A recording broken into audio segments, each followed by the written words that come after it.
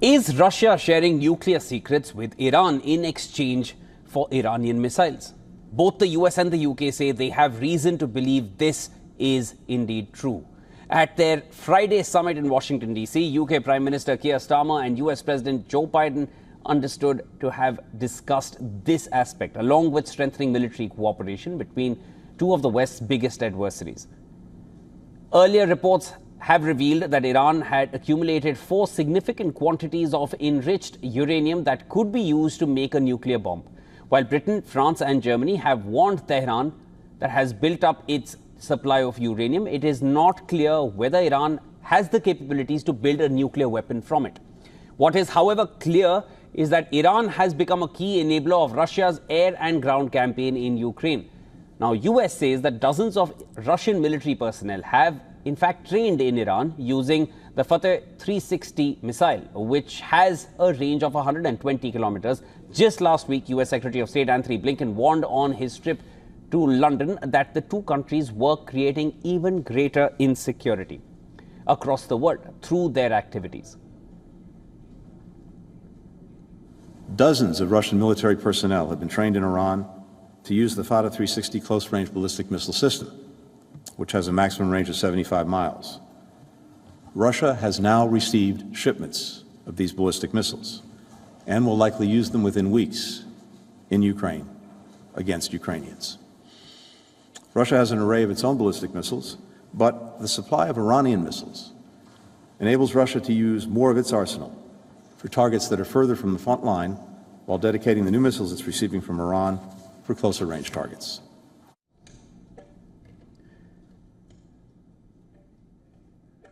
US says dozens of Russian military personnel have trained in Iran.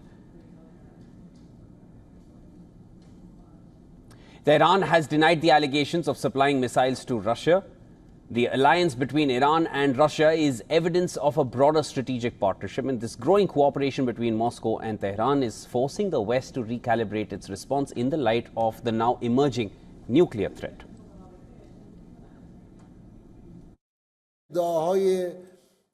We strongly reject the claims of Iran's role in exporting arms to one side of the war.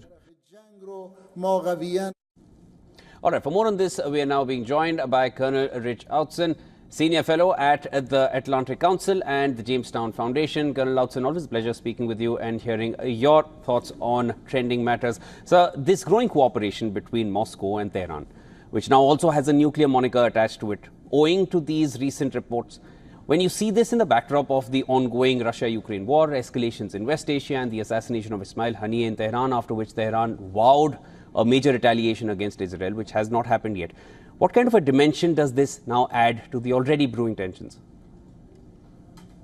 Well, it's good to be with you. I think the top thing that sticks out for me is that it just increases the requirement for effective cooperation among the Western powers, the United States, its European allies, countries that are under threat like Israel and Ukraine, because essentially what we're seeing is a military axis that is led by Russia in its war in Ukraine, but has this element and dimension of cooperation between not just Russia and Iran with the technical exchange of weapons and expertise, but also North Korea, which has been involved with arming Russia for its war in Ukraine, but also supplying Iran and Hamas. There was evidence that some of the tunnels in Gaza had been constructed with assistance from North Korean engineers. So it's really, if you want to call it an axis of evil or a resistance axis, they're just tightening their military coordination and cooperation that much more with every year.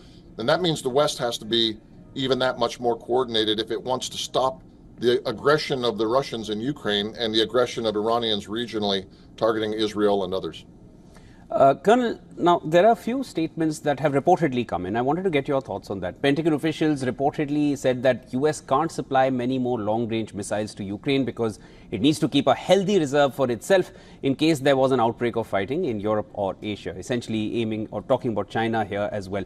A few days before this, the Pentagon and the Department of Defense had mentioned that there is no one capability or a silver bullet to help Ukraine win or make it a game changer for it.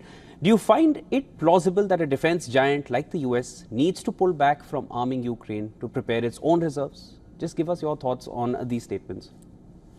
Right. Well, so especially when it comes to high-tech munitions, so guided missiles and long-range rockets and air-to-ground munitions, things like that. The problem is that over the last 20 years, the West, and by that I mean the United States, but also many of its European allies, really restricted and restrained the size of its defense industrial base. We just don't have that many companies that produce these sorts of munitions. So it's not so much that the inventories were small at the start of the war. We have large inventories, but you can't replenish the inventories that quickly. Now, the good news is that even though some of the long-range rockets and the sort of high-tech weaponry is in short supply, we can gradually expand production. That needs to be done. But there's also other systems, lower tech systems, that it's a little bit easier to ramp up. And by this, I mean primarily artillery and artillery ammunition. The United States has allies, especially the Turks, with a tremendous potential to produce artillery ammunition. The war in Ukraine has largely become a war of attrition between the drones and artillery on both sides striking the other. So I think while some munitions will be restricted and restrained because of the narrow gap, so to speak, in terms of production capability, that will get better over time. And in the meantime, we can ameliorate that shortage through provision of more artillery and sort of the dumber systems, if you will. Understood. I hear your point, sir. That was Colonel Rich Outson, Senior Fellow at the Atlantic Council and Jamestown Foundation. Always a pleasure having you here on the broadcast with us. Thanks for having me.